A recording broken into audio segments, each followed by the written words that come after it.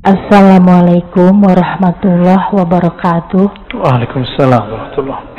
Terima kasih yang diberi kesempatan kepada saya. Alhamdulillah.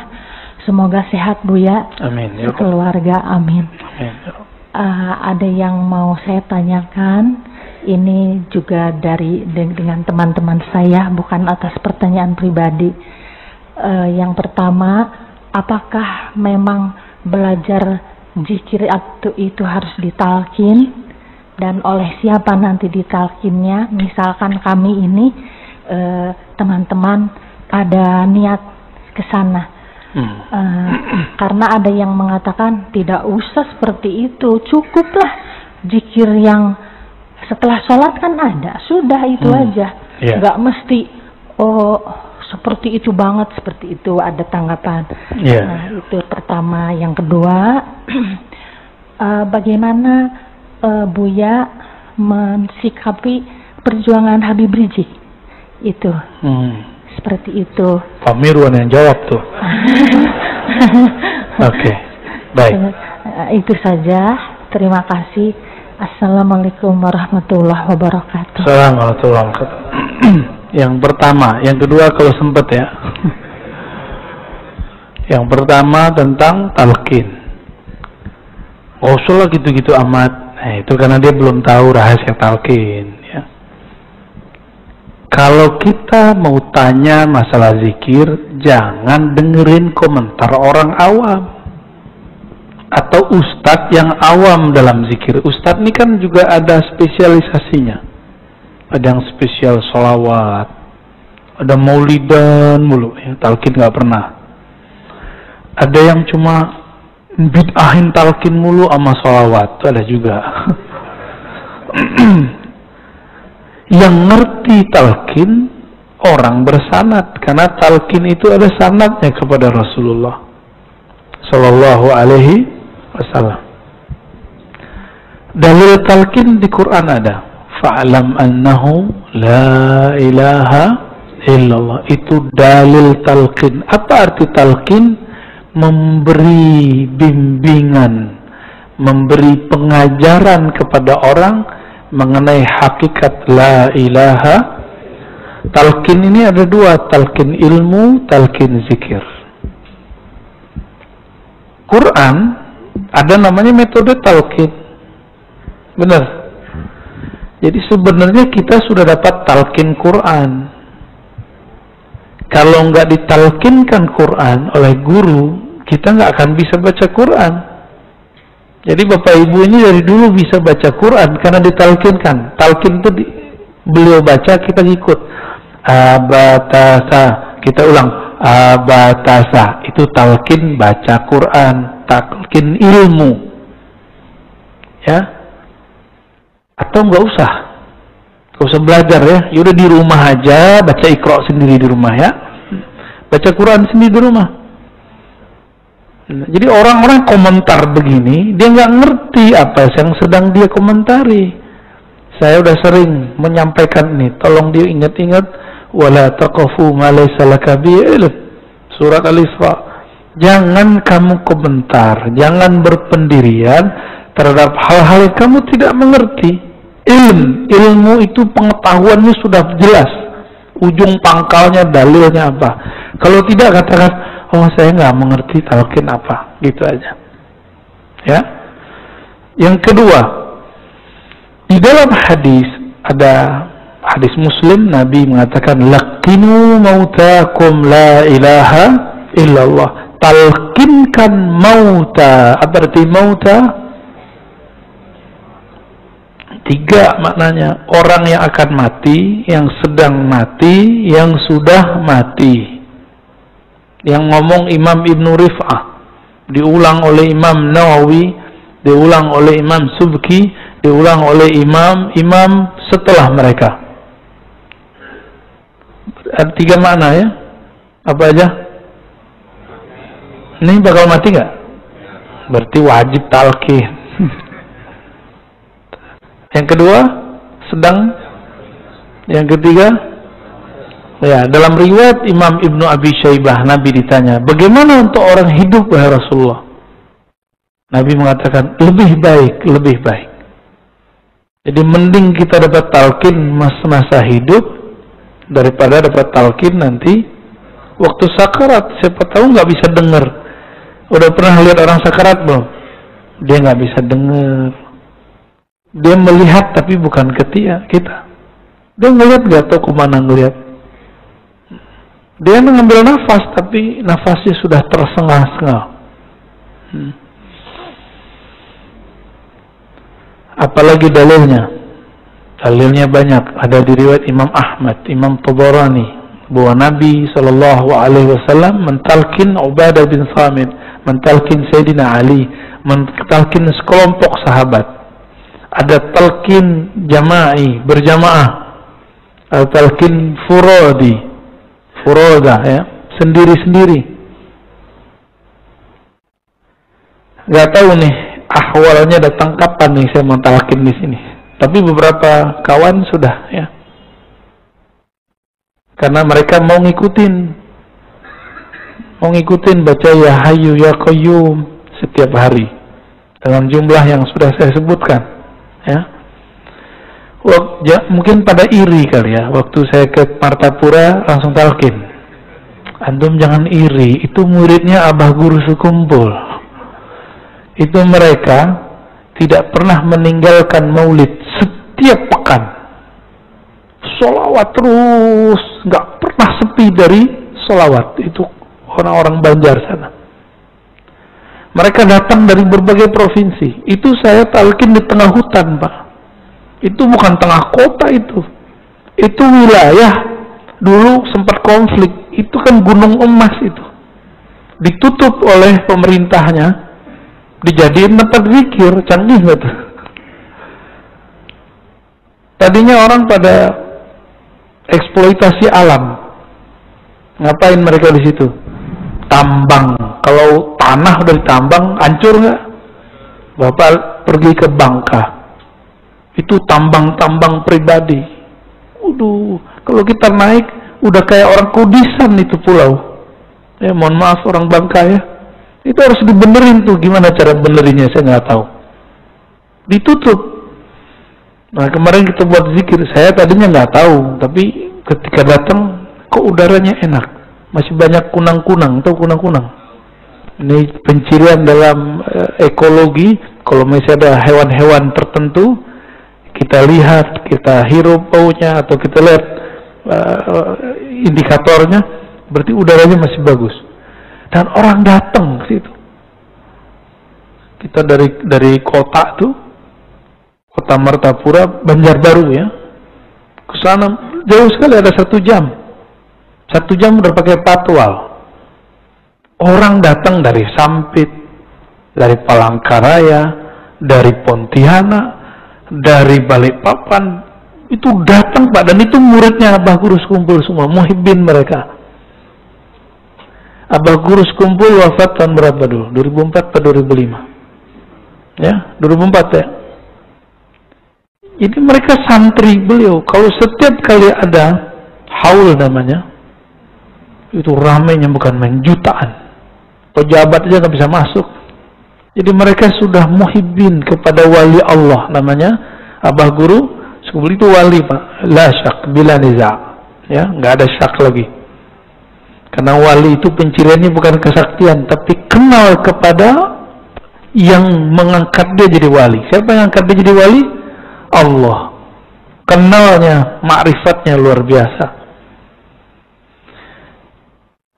Kemudian yang ketiga, di sana murid beliau, salah satunya Tuan Guru Wildan namanya, itu sudah mengijazahkan talqin secara ilmu hadis.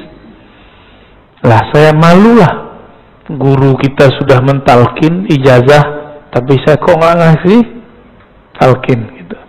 Antum doa aja lah ya, yang banyak. Semoga nanti ane mau talqin di sini ya. Ya, insya Allah sekali sebulan kalau umur kita panjang, kita nanti akan ada masa kita talqin zikir di sini. Ya, tahu kenapa saya belum talqin juga? Karena masih ada sir yang masih belum terima. Masih ada mikir. Kayak tadi, Ya zikir-zikir aja kayak habis sholat gitu. Dia lupa, dia zikir ba'da sholat itu juga ditalkinkan oleh imam. Itu talkin tuh, imam mengatakan astagfirullah, astagfirullah, itu talkin itu Pak. Cuma talkin am, bukan talkin khas. Talkin yang dimaksud talkin khas, walaupun berjamaah. Ini berjamaah nih, tapi tekniknya khusus. Kalau am, imamnya baca sendiri, kita ngikut. Kalau khas, dibimbing kata per kata, lafaz per lafaz. Insya Allah, ya doa aja lah ya. Kalau nggak sempat ya semoga husnul khatimah semua. Bagaimana dengan Al-Habib Rizik Syihab? Antum sudah tahu mauqif pendirian saya. Saya mencintai semua Habib. Semua Habib saya cinta. Mau Habib alim, Habib jahil, saya cinta. Mau Habib berpolitik, Habib tidak berpolitik, saya cinta karena dia zuriat Rasulullah SAW. Tapi saya punya pendirian. Saya juga ngaji, mereka juga ngaji. Mungkin kami beda guru. Dalam beberapa mazhab pemikiran mungkin kami berbeda dengan Habib. Boleh nggak? Habib sama Habibnya beda. Habib Quraisy beda dengan Habib Rizik. Yang Habib yang sering isi di sini, Habib Jindan beda dengan Habib Rizik. Maka pro kepada salah satunya bukan berarti pro kepada kebenaran. Itu mahabbah antum aja. Senangnya pergerakan yang mana? Saya terbebas, terlepas dari semua pendirian keagamaan atau politik mereka. Saya cuma mengatakan ana uhibbukum ayyuhal habaib. Aku cinta kepada kalian semua. Karena Nabi SAW mengatakan, ahibbu ahla baiti hubban li. Cintailah ahlu baitku karena engkau cinta kepadaku. Karena saya memandang nasabnya Habib Rizik, nasabnya Habib Jindan, semuanya zuriat Rasul. Di darah mereka ada darah suci Rasulullah SAW. Karena hormat kepada darah mereka, nasab mereka, maka kita cinta kepada mereka. Tapi tolong bedakan cinta dengan fikrah. Ya, kita doakan semoga Habib-Habib kita dijaga oleh Allah. Dalam perbedaan mereka, dalam perseteruan mereka, semoga Allah tetap merahmati kita semua. Negeri ini kalau nggak ada habaib, nggak ada Islam. Itu Wali Songo, semuanya yang masih diperdebatkan ini Sunan Kalijaga, apakah beliau zuriat atau tidak? Ya, semuanya zuriat Rasulullah SAW. Paling ada Prof. Slamet Mulyana dulu klaim itu keturunan Cina. Kalaupun dia campuran, tapi nasab ayahnya zuriat Rasulullah. Sunan Gunung Jati, namanya apa? Asy-Syarif, pakai alif lam. Asy-Syarif Hidayatullah. Kenapa disebut Sunan Hidayat Jati? Ini Jati orang Cirebon. Jati, Jati, Zati. Sunan yang mabuk dalam ma'rifat zat Allah. Maka nama beliau Sunan Hidayat, Hidayat zat Allah. Itu maksudnya. Itu bukan cocok logi Pak. Beliau nggak pernah nanam pohon jati, nggak ada. Salah paham itu ya. Nama asli beliau Asy-Syarif Hidayatullah. Asy-Syarif keturunan Hasan. Ada Syekh Jumadil Kubra, ada Maulana Malik Ibrahim, ada Maulana Ibrahim As-Samarkandi. Itu Ibrahim aja ada dua. Di Tuban itu ada namanya Maulana Ibrahim As-Samarkandi. Hampir semua kiai-kiai tua di Jawa keturunan beliau. Makanya Gus itu tadi bukan Gus, Gus itu Sayyid aslinya. Raden itu artinya Sayyid. Dan ternyata Paku Buwono keberapa? Ke-9 keberapa? Itu masih zuriat.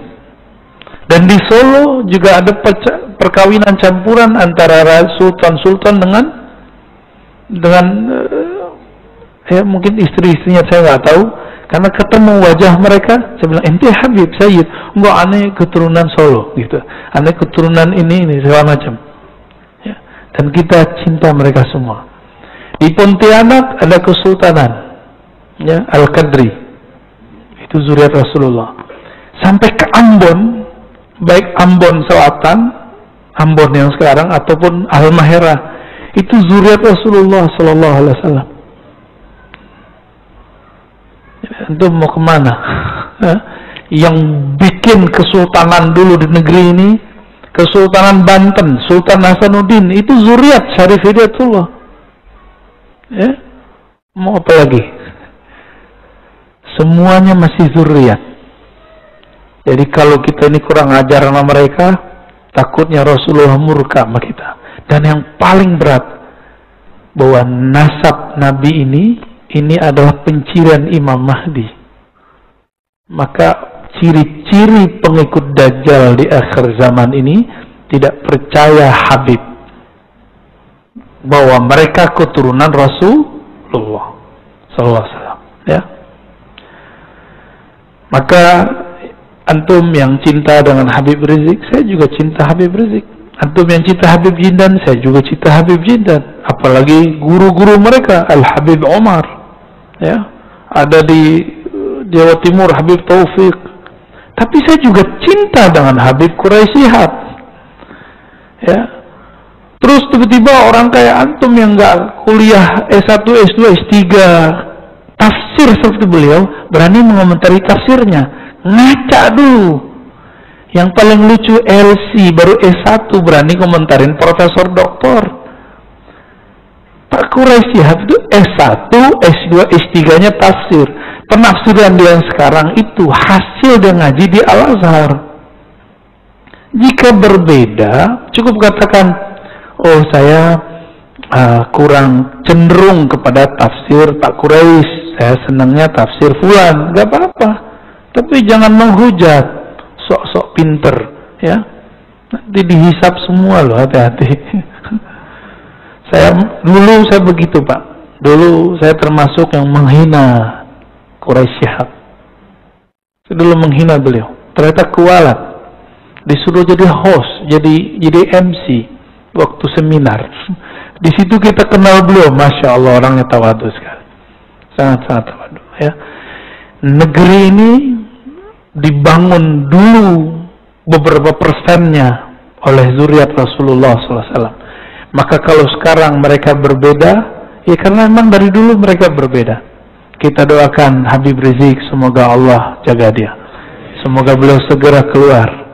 Semoga nanti tambah adem, ya. Semoga nanti para Habib kita pergerakannya bertambah mesra. Amin ya Rabbal. Untuk para habaib, mari kita bacakan Al-Fatihah. A'udzubillahi minasyaitonir rajim. Bismillahirrahmanirrahim. Iya kenapa? Shiratal ladzina an'amta 'alaihim ghairil maghdubi 'alaihim waladdallin. Amin. Demikian Bapak Ibu, ya. Saya tidak berbicara politik, tapi di belakang politik aja. Semoga kajian ini diberkahi Allah, kita yang hadir semuanya dipandang dengan ridhonya, dengan rahmatnya. Amin ya rabbal alamin. Mohon maaf atas salah dan kurangnya. Pertanyaan saya seperti tadi yang disampaikan sama Pak Kiai, bahwa kita hidup ini harus punya guru, terutama guru rohani. Yang menjadi pertanyaan saya, seberapa pentingnya guru rohani itu dengan guru jasmani atau guru hakikat yang kamil mukamil? Itu, terima kasih. Assalamualaikum warahmatullahi wabarakatuh. Assalamualaikum. Guru di sekolah gunanya biar dapat ijazah, dapat kerja, hidup nggak susah di bumi, benar nggak? Ya, makanya mohon maaf nih bapak-bapak nih, saya banyak mohon maafnya pagi ini nih. Kita ini nyekolahin anak niatnya nggak bener. Nak sekolah tinggi-tinggi biar kamu nanti dapat kerjaan, itu udah nggak bener udah. Ya, tapi emang begitu kan kebanyakan. Sekolah tinggi-tinggi biar nanti nggak susah-susah cari kerja. Berarti sekolahnya bukan karena Allah, tapi karena pengen cari makan. Belajarnya, ilmunya bukan untuk yang maha alim, tapi belajarnya untuk cari makan. Makanya nanti jadi koruptor, ya. Itu akibat doktrin begitu tuh. Ya, ada kesepakatan nilep. Sekarang kan lagi rame lobster kan.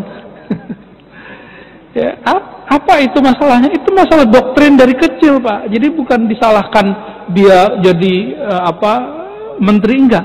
Itu masalah sudah numpuk dari lama. Udah lama itu numpuk. Nah, ini harus di-reset, ini harus di-delete semua ini, di-restore ulang. Terus guru tarekat. Sebelum guru tarekat, guru fikih dulu. Tadi guru fikih ngajarinnya apa? Boleh, gak boleh, halal, haram, sunnah, bid'ah. Pusing juga kita ya. Mau ini gak boleh, itu gak boleh. Di fikih kan banyak aliran. Kalau Bapak ketemu aliran yang agak kenceng-kenceng dikit ya, Bapak punya jenggot gak, Pak? Gak punya, ahli bid'ah. Ya, karena kata ustadz sebelah, memotong jenggot itu dosa besar, Pak. Kan repot. Ya, sarungnya jengkrang nggak? Timnya nggak pada jingkrang nih ya. Apa kata sebelah? Masuk neraka ente. Tuh, gampang banget kan masuk neraka. Ini wilayah penampilan dimasukkan ke bab akidah.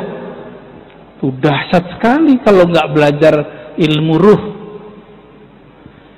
Mursyid tarekat itu kebanyakan masuknya di nafsiyah. Makanya disuruh puasa banyak-banyak ya, mahar ya kan. Tapi ada tarekat yang sudah masuk ke kolbu dan ruh. Nah, ini orang kalau udah masuk ke ilmu kolbu dan ruh, zikirnya jadi ringan. Cari mursyid kolbu, bukan mursyid nafsiyah. Mursyid kolbu ngasih zikir terasa melegakan kolbu. Tapi kalau mursyid nafs ngasih zikir beban, Pak, rasanya. Nah, Bapak nanti silakan lihat mursyidnya. Yang Bapak sebut tadi kamil, mukamil itu kan kawan aja, kamil mukamil ya. Yang kamil mukamil kan Rasulullah sallallahu alaihi wasallam. Lalu pewaris Rasulullah. Yang Nabi wariskan itu apa?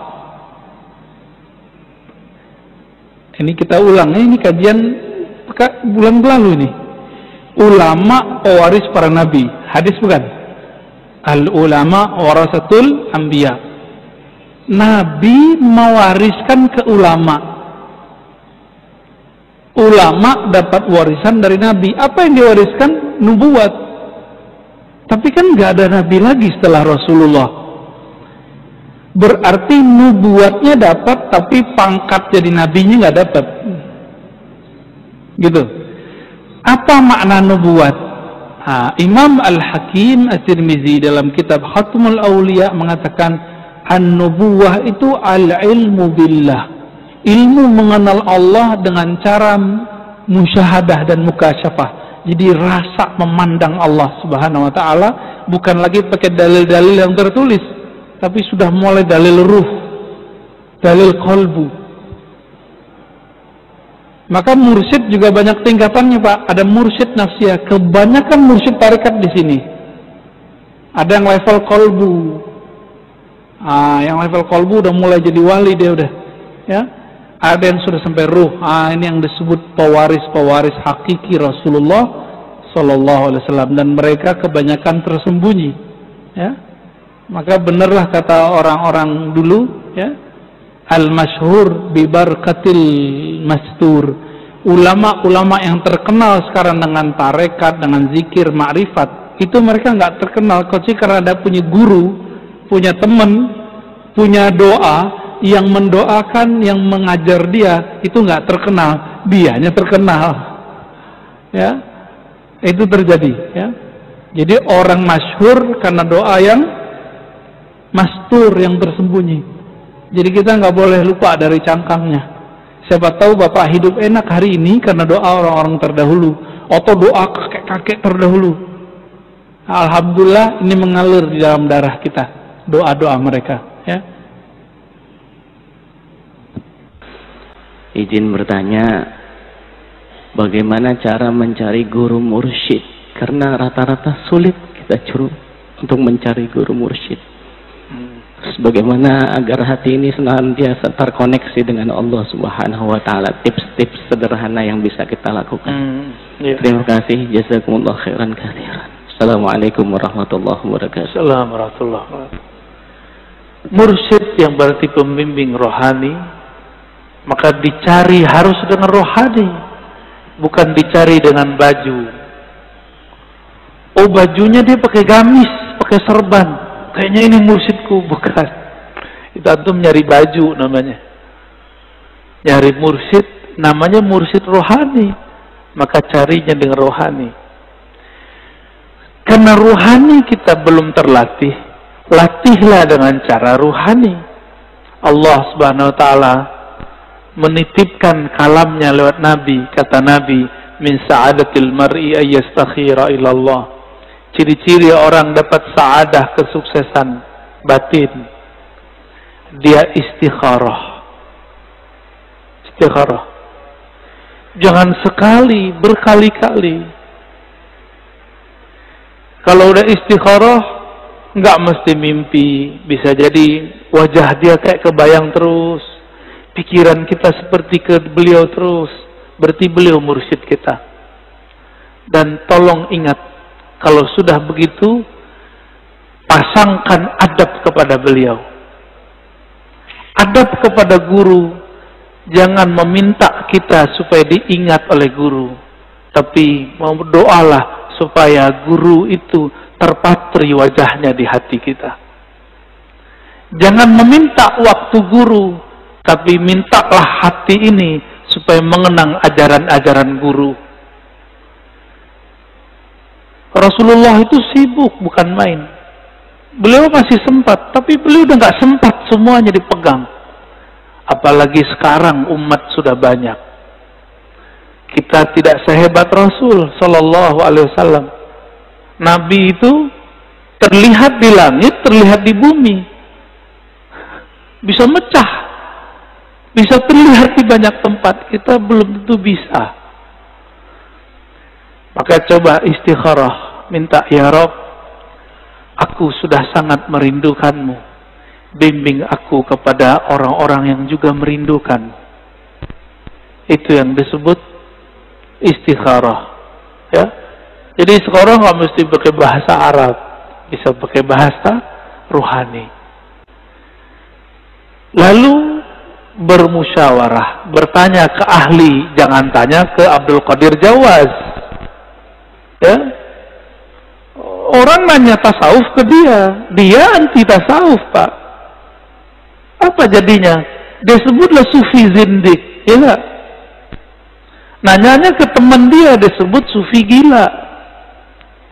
Nanya ke musuh saya, mereka nggak pernah dengar video kita tentang bab kewalian. Mereka tuduhlah saya mengatakan wali itu gila. Emang ada saya ngomong wali gila? Nggak ada, itu fitnah mereka aja. Jadi kalau nanya musyawarah, istisyarah namanya, minta isyarat, tanya ke ahlinya. Fas'alu ahla zikri, nanyanya ke ahli tasawuf, ya. Kalau nanya ke orang nggak punya sanad, dia muter-muter, bahkan dia kemudian ngeles, membatalkan ilmu sanad. Itu kejadian. Kalau nanya kepada orang yang nggak ngerti zikir, muter-muter. Tapi kalau nanya ke ahli zikir gampang. Tapi ada yang sengaja muter-muter juga ada, ya. Ada hal yang kita nggak bisa buka di tempat awam, ada hal yang bisa kita buka di tempat awam. Ini masanya tambah dekat. Di masa-masa mendatang ilmu tasawuf, ilmu zikir akan dibuka di tempat terbuka. Mungkin nanti ini masjid akan menjadi corong salah satunya, insya. Nanti di masjid ini barangkali akan kita zikir yang membuat kalbu kita bergetar kepada Allah. Kita akan menyebut nama-nama Nabi, bersalawat kerinduan kepada Rasul, insya Allah di tempat ini. Ya doa aja Pak sering-sering. Semoga masjid ini terpilih nanti. Amin ya Rabbal Alamin.